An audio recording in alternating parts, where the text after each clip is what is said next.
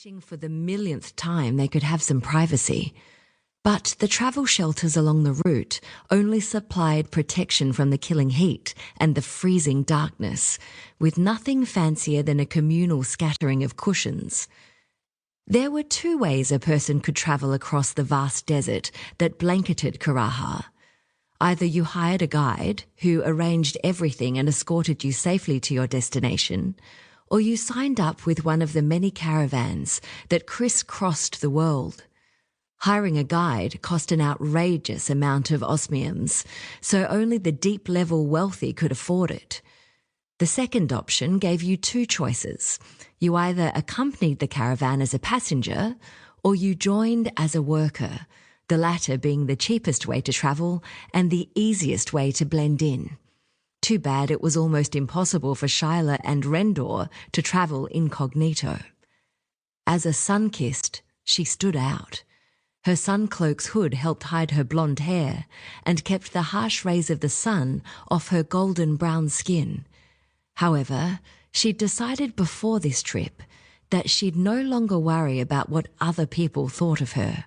She hoped the citizens of Kolsari, the capital of Koraha, no longer believed that sun-kisseds must be sacrificed to the sun goddess right after birth.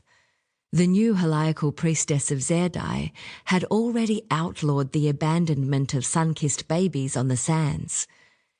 Thinking about the new priestess, Shyla grinned.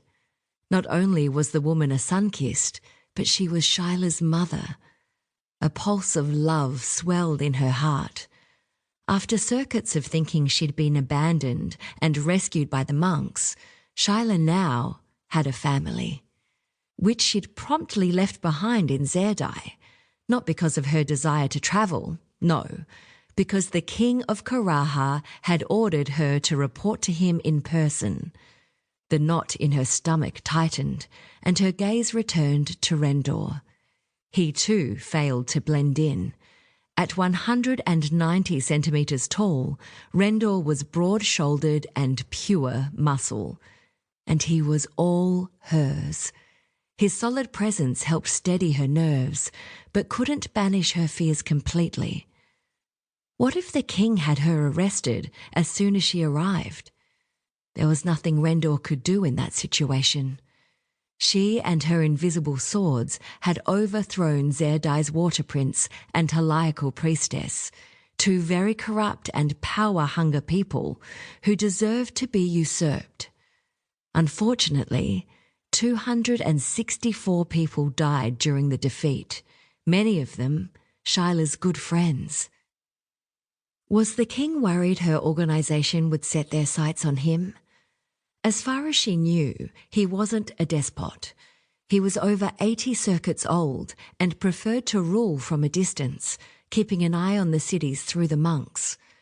The king only interceded in a city's politics when their tax payments stopped. Then he would send his legendary soldiers to deal with the problem. Otherwise, he seemed inclined to leave the cities alone, which had been unfortunate for Zirdai when it desperately needed his help. To keep from fretting, Shyla concentrated on the fact that the king's emissary had investigated the events leading to the change in leadership and had approved Jaden as the new water prince and Kaveri as the new heliacal priestess.